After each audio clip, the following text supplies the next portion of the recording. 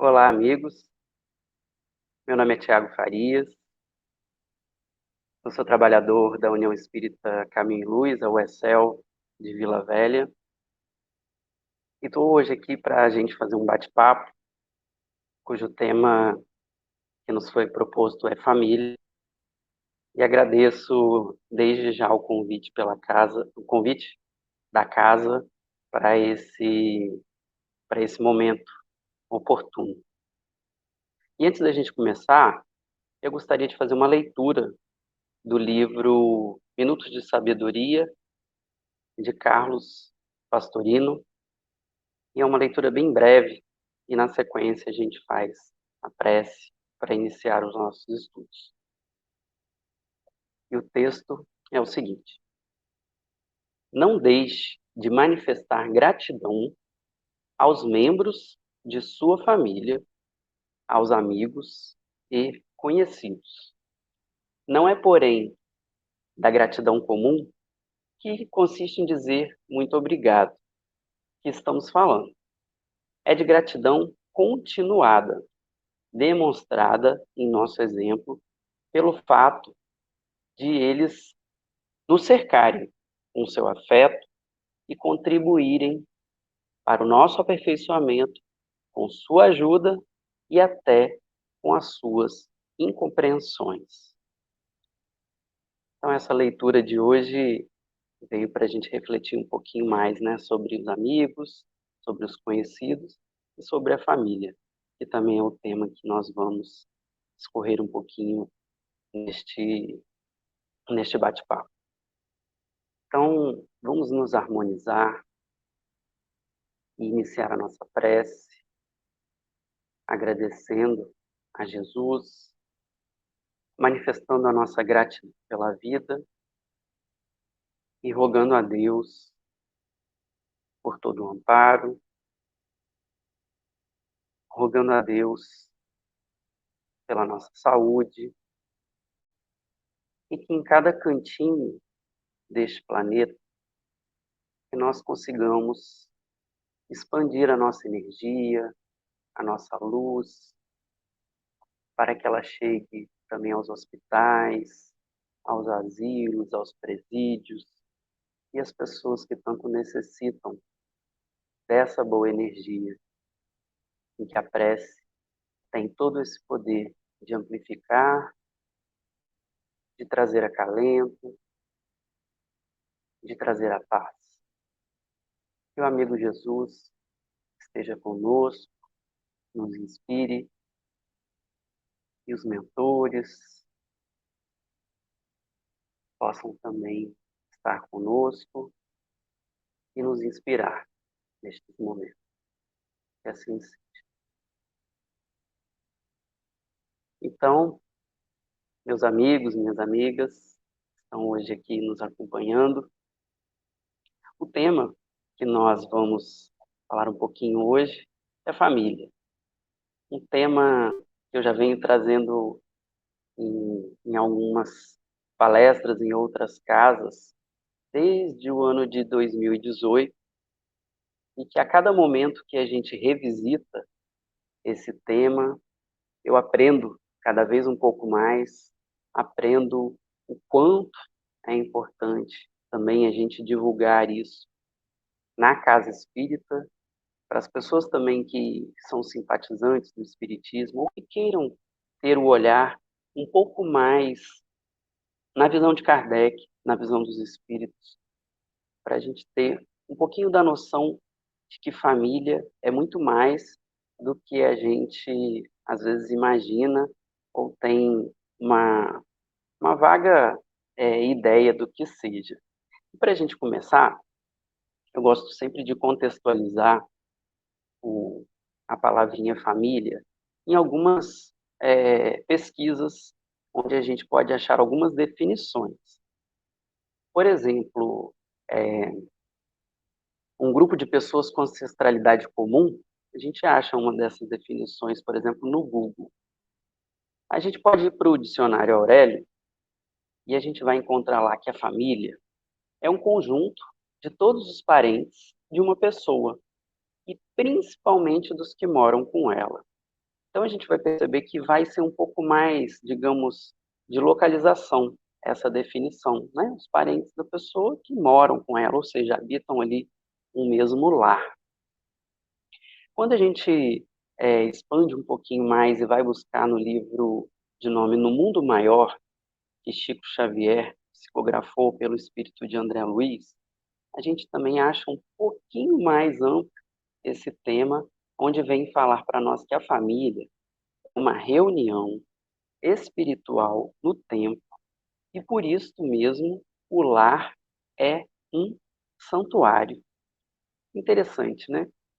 Porque aí a gente amplifica mais a questão da família ser uma reunião de espíritos do tempo, né?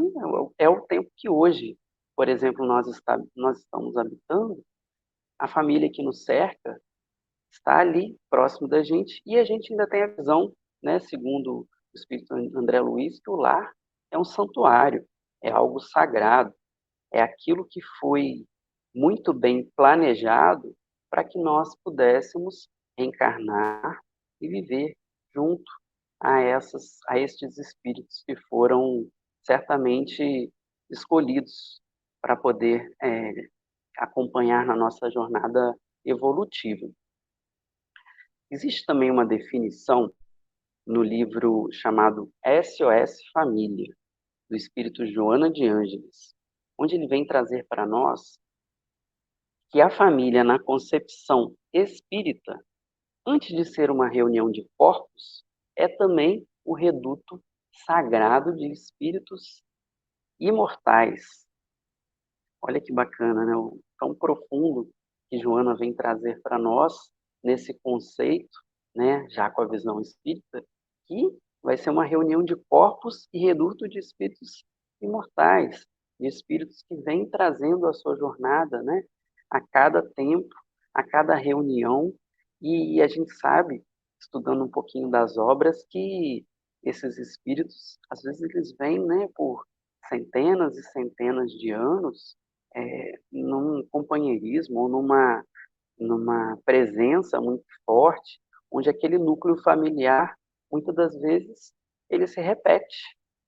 Então, às vezes, né, por exemplo, irmãos, né, que têm aquela ligação tão forte, aquela fidelidade, aquele amor tão grande, às vezes já vem trazendo de vidas e vidas aquela oportunidade, e com certeza dentro disso tem uma missão, né, para aqueles espíritos desempenharem naquela jornada.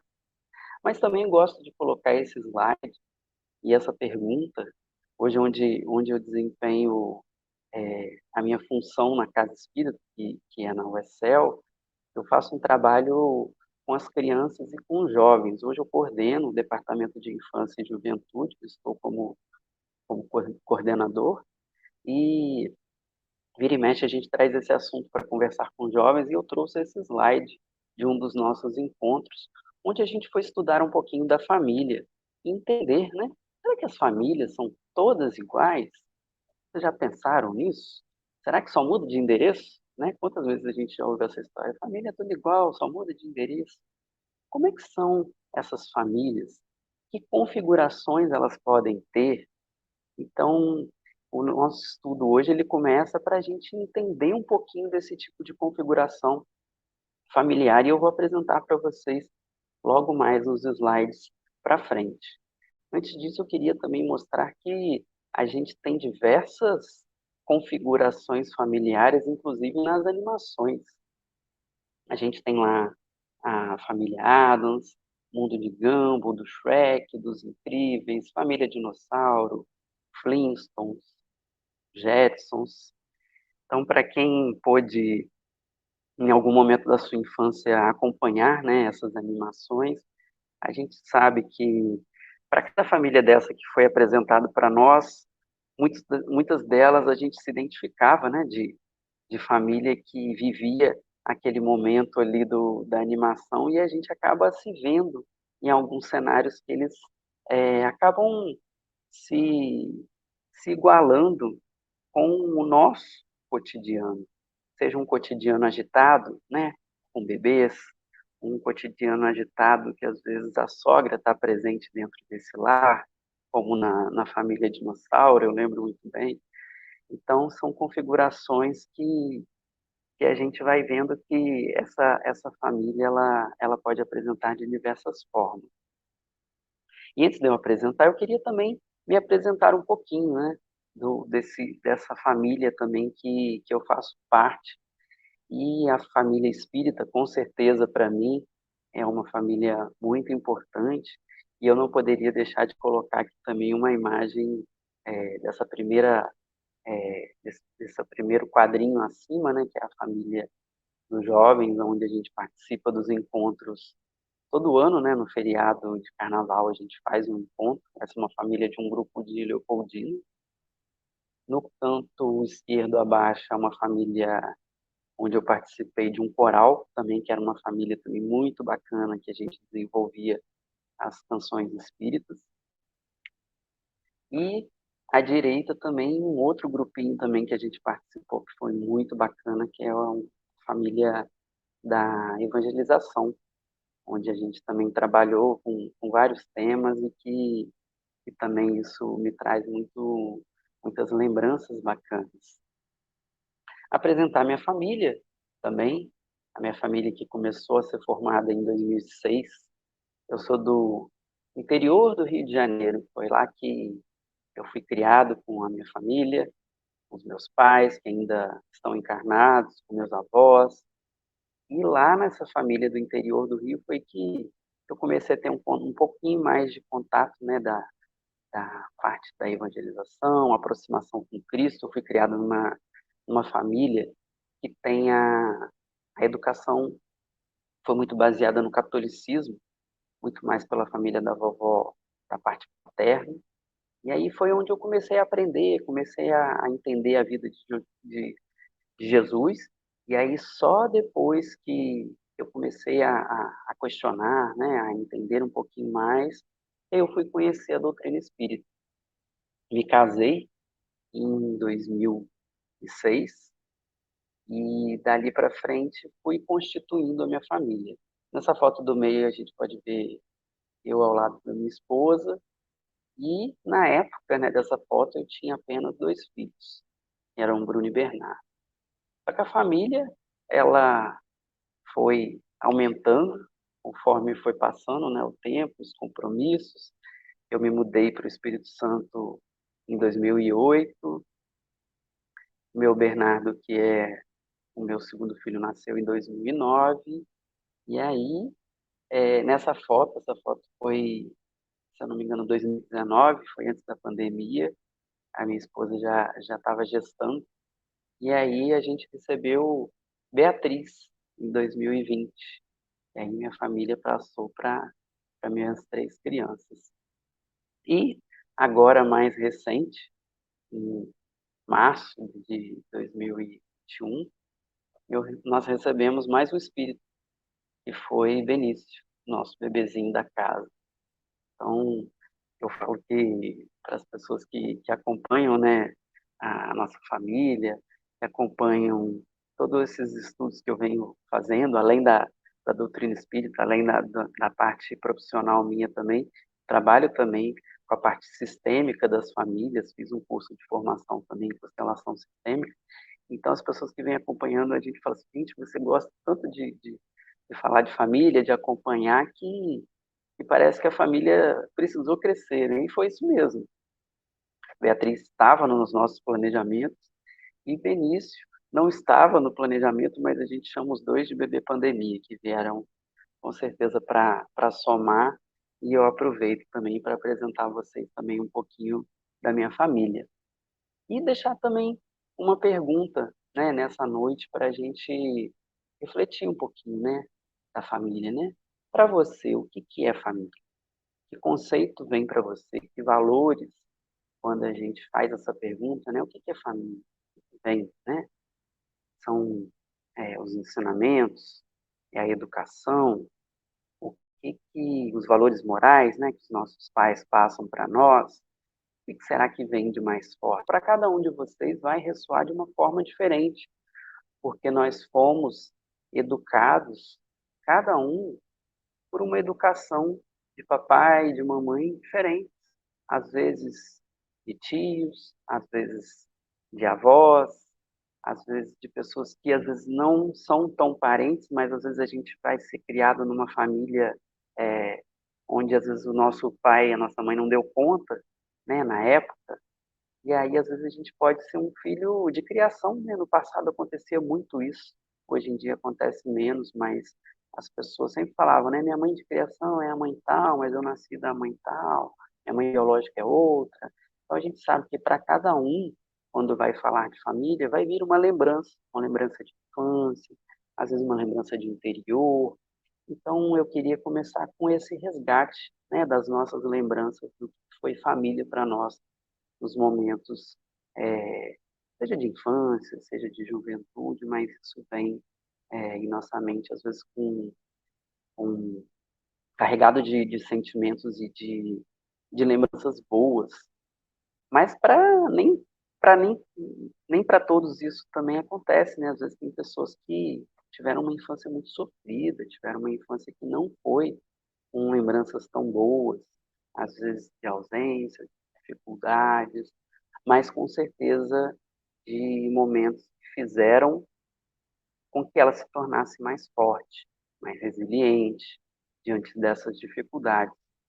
Eu sempre, quando lembro da minha família, eu agradeço muito por ter sido criado e recebido esses ensinamentos, e penso também, né, nos papais e mamães dos meus papais, né, com os meus avós também, o quanto foi difícil para eles na época, né, minha vovó nasceu em 1928 para 1930, mais ou menos, e eu sei que para eles também nessa época foi muito mais difícil, muito mais pesado, para que quando chegasse a nossa vez fosse mais fácil. E aí eu penso exatamente para os meus filhos, né? E também depois para os meus netos, que com certeza para eles vai ser muito mais leve, muito mais fácil do que foi também para mim. Então são esses pensamentos que a gente tem que trazer.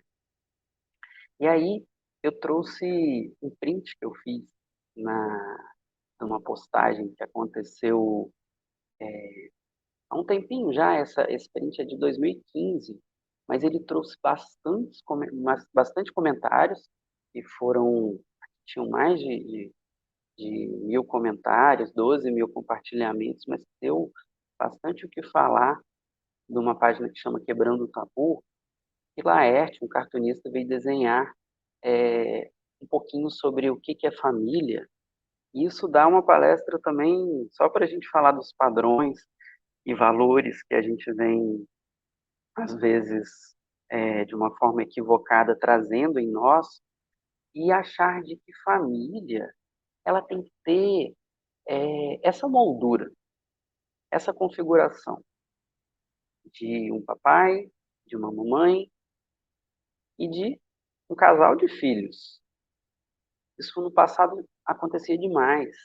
E aí as pessoas passavam, às vezes, a se prender a padrões que, se não fosse dessa moldurinha que foi mostrada aí na figura, deixaria de ser uma família.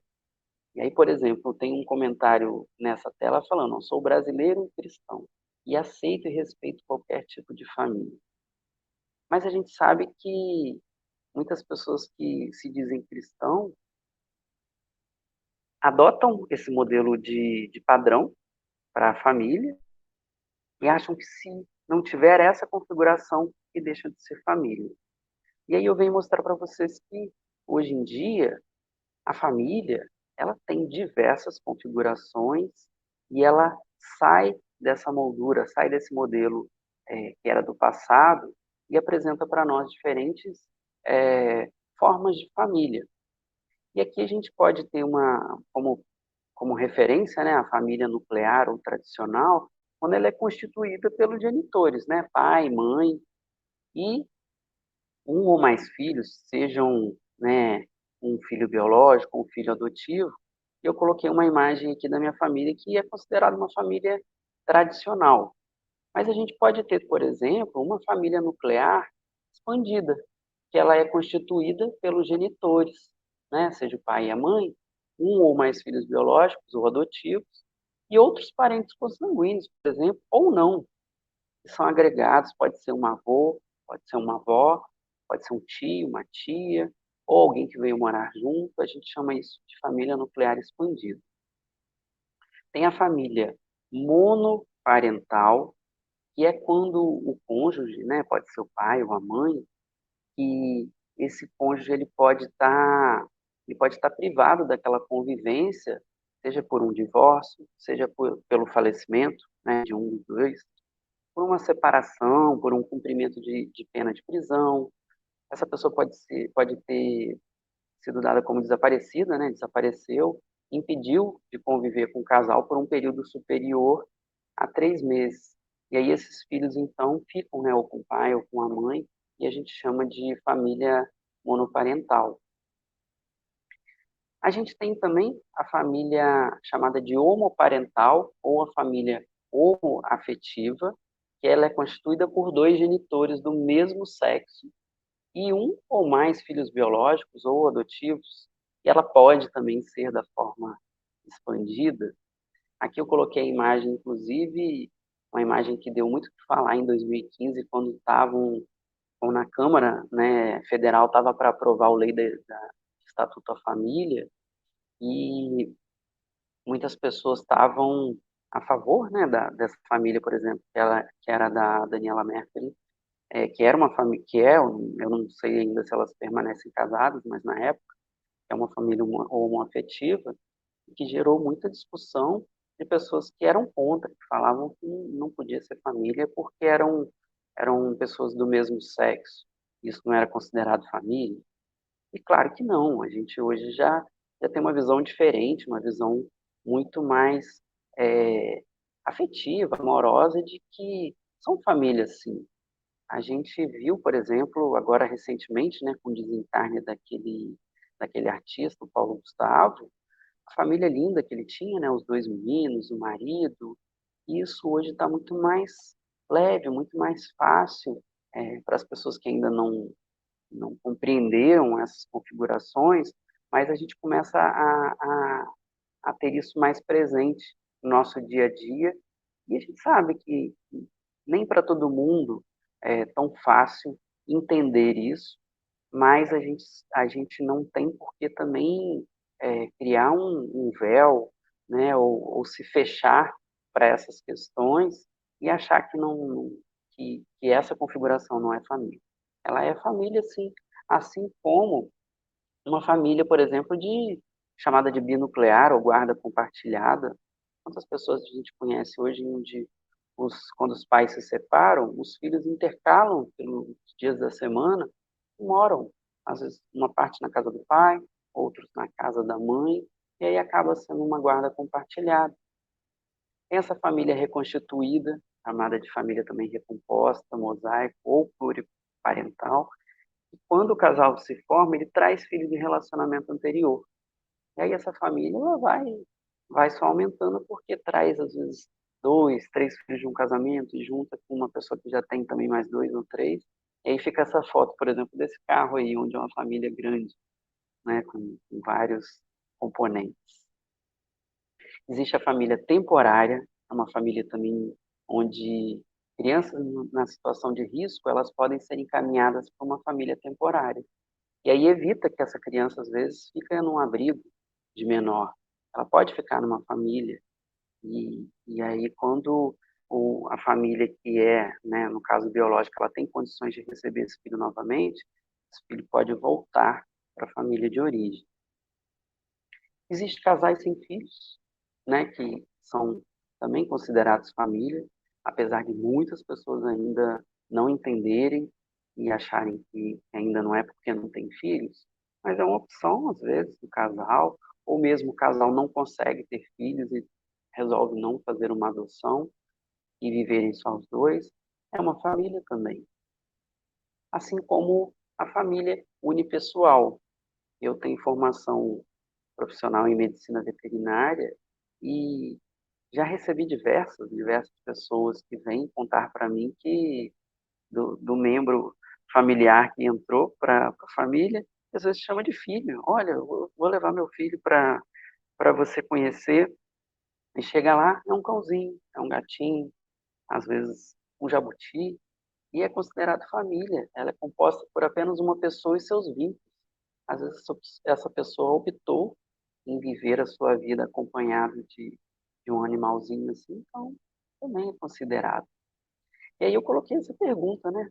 Que muitas das pessoas às vezes querem julgar, querem criticar, né? Tá certo, tá errado, é ou não é família, e aí acabam é, trazendo bloqueios, trazendo dificuldades, achando que a sua ideia ou a sua concepção de família que é a correta, sendo que a gente não tem que julgar o que é certo e o que é errado.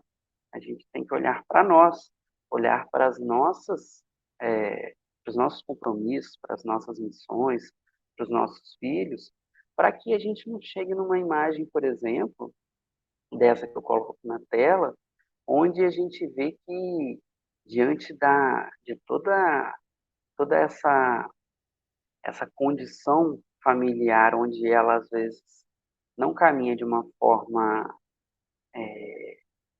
saudável, no diálogo, e a gente sabe que muitas famílias hoje vivem em guerra, em luta, e os filhos ali no meio daquelas discussões.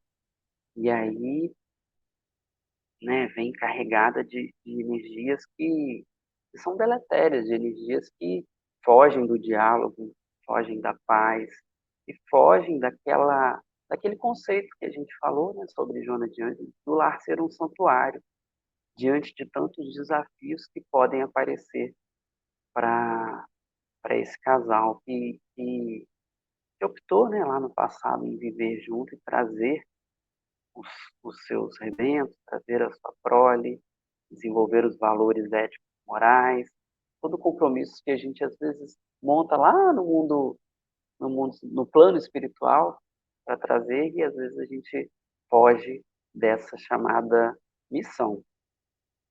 E Kardec fala lá no Livro dos Espíritos, na questão 774, que é na terceira parte, quando ele vai falar das leis morais, e dentro da lei de sociedade tem lá laços de família, onde a gente encontra alguns conceitos que os espíritos trazem para nós. E esse de missão é o que a gente está conversando sobre hoje. Ele fala que há no homem alguma coisa a mais, além das necessidades físicas. E é a necessidade o quê? É a necessidade de progredir. E os laços sociais, eles são necessários para o nosso progresso. Os laços de família, mais apertados, tomam do que os primeiros, que são os laços sociais. E ele continua. Eis porque os segundos constituem uma lei da natureza. E quis Deus que, por essa forma, os homens aprendessem a amar-se como irmãos. Então, foi uma forma que Deus, né, é uma lei que foi colocada pela natureza de formar a família, é uma forma de que esses laços sejam feitos para que nós possamos progredir aqui na Terra. E aí, Joana de Ângeles traz para nós que a visão reencarnacionista, ela traz um entendimento que vai motivar, então, as criaturas ao esforço pelo próprio progresso moral. Como que a gente vai, então, evoluir, né, Tiago? Como é que, então, seria esse progresso junto da família? E aí Joana fala que é através de renúncia, através da boa vontade, da ajuda mútua, do perdão, da tolerância e muito mais. Então tem muito a ver com o equilíbrio. Por exemplo, um casal hoje que, que opta, né, e quer ter essa visão do progresso moral, quer trazer os conhecimentos para os filhos, esse casal ele tem que ter a ideia de troca, de equilíbrio. Eu estou renunciando muitas das coisas, eu estou com a minha boa vontade, eu estou com a minha ajuda mútua, e o outro lado também. De forma que existe essa troca do casal para que eles somem e isso seja algo maior. A formação espiritual das famílias, ela também é trazida na questão 695 do Livro dos Espíritos, quando, quando Kardec pergunta sobre o casamento. E Kardec ele foi muito à frente do tempo dele, porque ele pergunta se o casamento, isto é, a união permanente de dois seres, se ela é contrária à lei da natureza. E os espíritos respondem a Kardec que é um progresso na marcha da humanidade. Reparem que Kardec estava muito à frente do tempo dele, porque Kardec fala da união permanente de dois seres. Se vocês pegarem a versão também lá, original, a tradução também é essa mesma. Kardec não fala da união de um homem e de uma mulher, ele fala de dois seres. Então a gente pode ter essa visão, inclusive, de que pode ser um casal homoafetivo. Sim, ele está progredindo na marcha da humanidade. E aí, na questão 696 e 697 do Livro dos Espíritos, Kardec pergunta qual seria o efeito da abolição de um casamento, por exemplo, sobre a sociedade humana. E a resposta dos espíritos é uma regressão à vida dos animais. Tamanha a importância, né, da gente ter esses laços que são importantes, esses laços familiares. E aí, na próxima pergunta, ele pergunta sobre a indissolubilidade absoluta do casamento, está na lei da natureza ou somente na lei humana? E aí os espíritos respondem que é uma lei humana, muito contrária à lei da natureza. Mas os homens podem modificar as leis, as suas leis. Só as leis da natureza que são imutáveis. Então, quando é lei e é feita pelo homem, quantas vezes a gente não ouviu aquela frase, né? O que Deus uniu, o homem não separa. Se a lei do homem permite que haja, né, essa separação, esse divórcio, por que não ocorrer se for para a necessidade e evolução do casal? E aí, Kardec então pergunta na questão de número 205 do Livro dos Espíritos, se a reencarnação, se ela destrói os laços de família. Kardec estava com essa ideia, né? Eu achei assim, um tanto interessante quando a gente pensa, né? Poxa, eu vou desencarnar e aí eu vou reencarnar às vezes num outro país ou numa outra família. E aí, o laço que foi construído, por exemplo, nessa vida, ele vai ser destruído? E os espíritos respondem que não, que ela os amplia, não os destrói. A doutrina da reencarnação, ela aumenta, inclusive, os deveres da fraternidade, pois no vosso vizinho ou no vosso empregado a gente pode encontrar um espírito que esteve ligado a vós por laços consanguíneos. Às vezes, o que ele queria dizer nessa resposta dos espíritos? Que às vezes um vizinho que convive com a gente, próximo dos nossos lares, ou mesmo uma pessoa que trabalha conosco, às vezes pode ter sido um nosso irmão, por exemplo, numa outra vida. Então, de qualquer forma, a gente está ampliando os laços com quem a gente está convivendo hoje.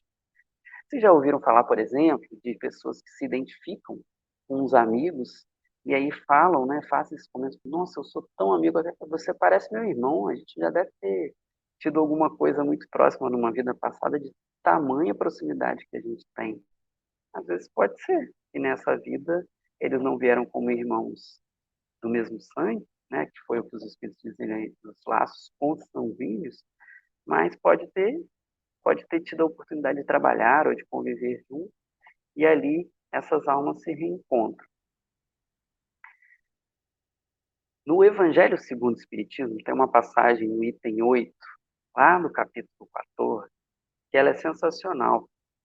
E quando ela vem falar para nós que os espíritos que encarnam numa mesma família, sobretudo como parentes próximos, eles são, na maioria das vezes, espíritos simpáticos. Mas também pode acontecer que sejam completamente estranhos uns aos outros, divididos por antipatias igualmente anteriores, que se expressam na Terra, a fim de lhe servir de provação. Essa passagem do Evangelho segundo o Espiritismo, quando os Espíritos vêm falar para nós de família, eles vêm trazer para nós que, às vezes, um parente próximo, dependendo de como que foi, né, essa convivência, isso pode ter uma simpatia tamanha. E eu gosto de dar um exemplo, por exemplo, daquelas famílias grandes, daquelas famílias que a gente conhece, onde, principalmente onde as matriarcas, os patriarcas, aquelas vovós, aqueles vovôs que têm aquela força familiar grande, onde eles conseguem unir todos os filhos, os netos, numa mesa, por exemplo, de final de ano, onde todo mundo consegue celebrar um Natal, consegue, às vezes, uma festa de casamento, onde tem aquela família bacana, onde a gente olha e fala assim, nossa, quantos espíritos simpáticos. Tem os seus reveses, tem os seus desafios, tem, mas eles conseguem se unir, por exemplo, e festejar, né, e celebrar a vida. Isso depende muito dessa força familiar, principalmente desses matriarcas, desses patriarcas. Às vezes, quando um dos dois desencarnam, às vezes nem sempre as festas continuam as mesmas, porque tem aquela força familiar que consegue reunir uma série de espíritos afins, e aí a gente sabe que são espíritos simpáticos. E da mesma forma, como foi dito nessa passagem, pode também acontecer de ser espíritos completamente estranhos uns aos outros. Eu vou dizer que esse tema, ele chega para quando eu estou acompanhando alguma família, quando eu estou estudando, ou quando eu estou fazendo um atendimento fraterno, também na casa espírita, é, e esse tipo de família são, são, são daqueles que vêm com mais reclamações, principalmente quando eles dizem exatamente o que foi dito no texto, estranhos uns aos outros. Às vezes as pessoas me falam, Tiago, parece que eu caí de um caminhão de mudança e me colocaram numa família onde eu não me identifico com ninguém. Eu olho para minha irmã, a gente não se dá bem. Eu olho para os meus pais, os relacionamentos são difíceis. Eu olho para os meus tios e às vezes ela está tentando encontrar alguém que dê uma acolhida, alguém que seja um coração mais próximo. E às vezes encontra num avô ou num tio, às vezes nem encontra dentro da família, às vezes encontra numa outra família, né? Quem nunca viu uma pessoa que às vezes se sente fora, né, desse encaixe familiar e passa a se identificar às vezes com uma outra família? E aí os espíritos explicam que podem ter sido pelas antipatias de vidas passadas, de momentos que não foram bacanas e que foi trazida essa oportunidade justamente para que aquela pessoa pudesse entender e pudesse se desenvolver numa família que é desafiadora, por exemplo. Para quem, por exemplo, nasce numa família onde os pais são violentos, sofre violência doméstica, às vezes sofre violência sexual. Então, para essas pessoas que encarnam em famílias que têm esse perfil, né, de violência, é muito difícil. É muito difícil porque para ela tem que conviver com todos esses reveses da vida e torna uma vida às vezes difícil, onde ela precisa às vezes passar por cima de desafios, de depressão, de falta de amor, para ela poder desenvolver isso. E a gente sabe que muitas das vezes a gente não consegue as respostas e não entende às vezes nessa encarnação o que ocorre. A gente só vai entender, às vezes, depois que a gente encarna, ou às vezes quando essa pessoa que a gente tinha uma dificuldade também desencarna. Eu vou contar para vocês, eu tenho um amigo, um grande amigo, que recentemente, ele perdeu a mamãe dele desencarnou. E ele não tinha uma relação boa com a mamãe dele. E aí, depois que ela desencarnou, parece que foi que caiu a ficha para ele o quanto que a mãe dele era importante e que ele não tinha dado o devido valor por desafios familiares, às vezes por muito do orgulho, muito pelo nosso egoísmo. Eu digo isso pelo nosso, porque cada um de nós traz, né, um pouquinho de orgulho, um pouquinho do egoísmo dentro da gente, e às vezes a gente não sai dessa situação, não sai dessa máscara, né, que às vezes a gente usa de se fechar e não permite, às vezes, com que o outro veja a gente também com outros olhos. E aí convive, né? Fica naquela convivência diária dificultada, né? Pelas ações, não tem a renúncia, não tem a boa vontade, não tem aquele ímpeto de balançar uma bandeirinha branca e buscar, né? Às vezes conviver de uma forma mais pacífica. Eu lembro de uma jovem que veio conversar também comigo num dos estudos que a gente deu de família, que falou para mim, eu não esqueço, Tiago, a minha irmã ela não conseguia a aceitação dos meus pais e diante de tantas dificuldades, assim que ela arrumou um emprego, ela tinha, acho que era 18, 19 anos, ela pegou as coisas dela e foi embora para São Paulo, largou a irmã, largou a família, e essa irmã dela sentia tanta ausência dela, mas pelos desafios familiares, ela fugiu, né? Foi uma fuga, onde essa jovem precisou ir para fora do Espírito Santo para ter uma vida, e a gente sabe que uma hora ou outra isso vai bater, né, no coraçãozinho dessa filha que saiu, e ela vai buscar o amor dos pais, seja depois às vezes do desencarne deles ou de algum revés, alguma dificuldade que essa jovem possa ter, a gente busca força nos nossos pais. Por mais que a gente tenha dificuldade, a gente precisa honrar, a gente precisa respeitá-los, pois a gente também não pode julgar, às vezes para eles também foi difícil e a gente precisa honrar essa questão. Então, eu queria falar um pouquinho sobre o planejamento também reencarnatório familiar. Isso foi uma citação que eu trago para vocês que tem no livro Consolador, também Chico Xavier psicografou pelo Espírito do Emmanuel, onde muitas das pessoas têm essa dúvida, se o Instituto Familiar, né, o Instituto da Família, se ele é organizado no plano espiritual, antes de projetar-se na Terra. E aí o que os Espíritos trazem para nós nesse livro é que sim, o colégio familiar ele tem suas origens sagradas na esfera espiritual. Então existe planejamento reencarnatório, sim.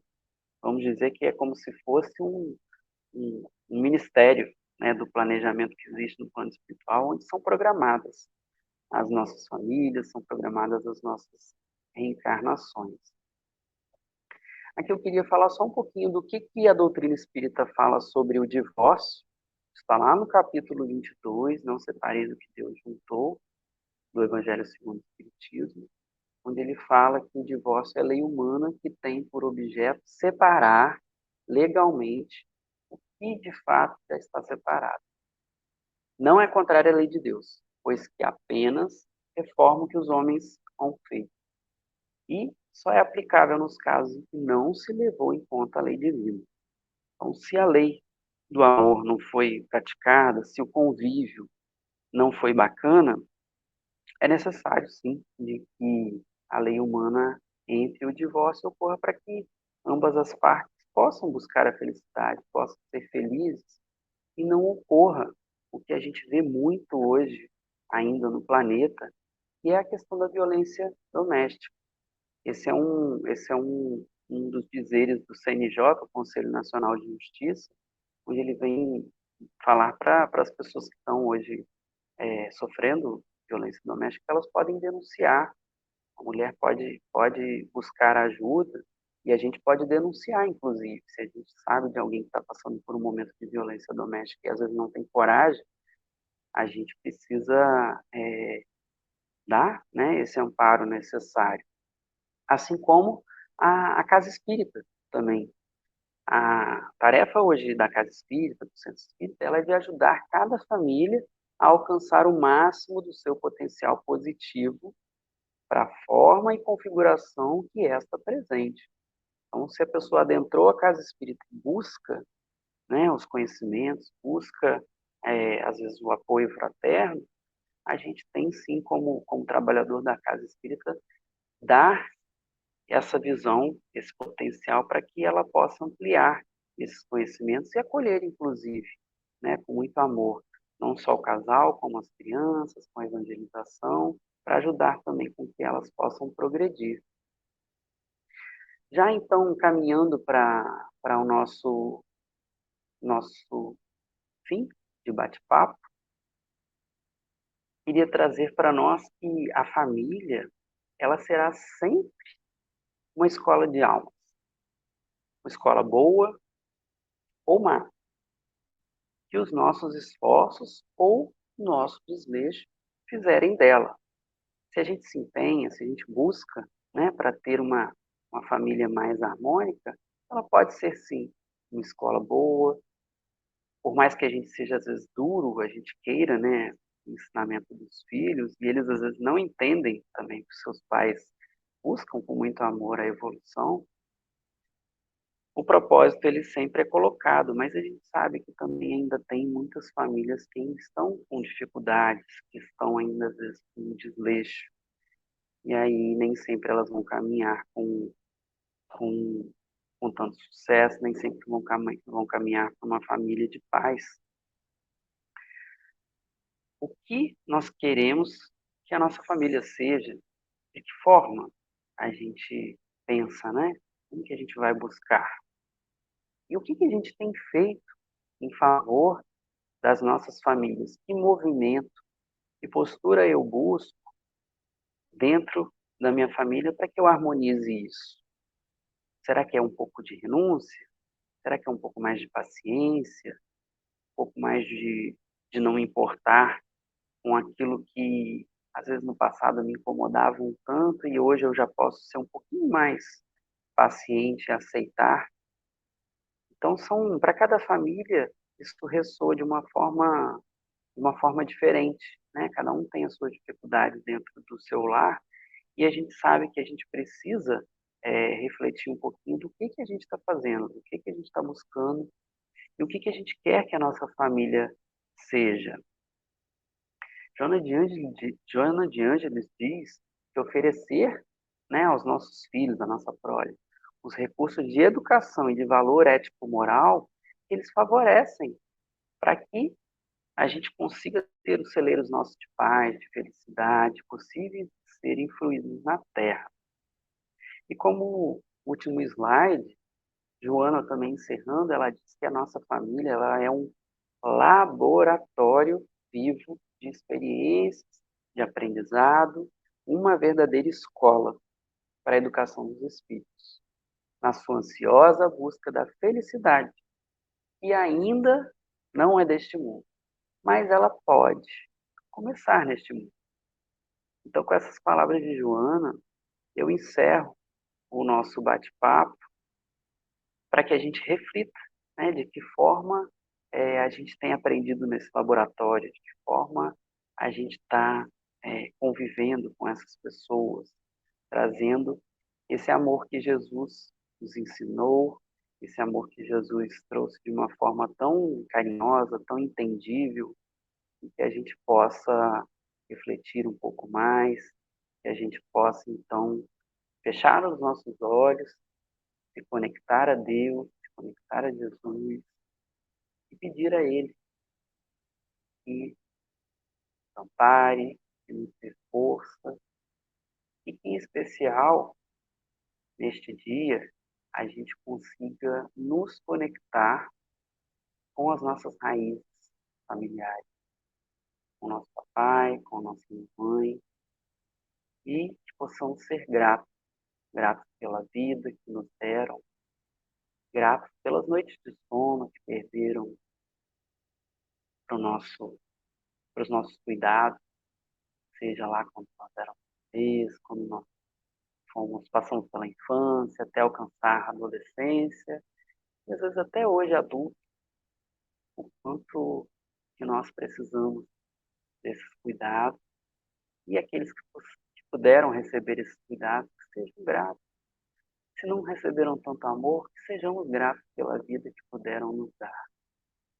Agradecer também aos nossos avós paternos, nossos avós paternos, e agradecer também por aqueles nossos filhos, os filhos que tivemos. Foram presentes, foram missões que Deus nos deu, e esses filhos possam receber todo o nosso carinho, todo o nosso amor, toda essa energia que flui da vida, que flui para o nosso progresso moral. Que assim seja, que Deus nos ampare, que possamos cada vez mais nos conectar aos nossos familiares, aos nossos países e buscar essa assim, e agradeço a oportunidade desse estudo. Que assim seja.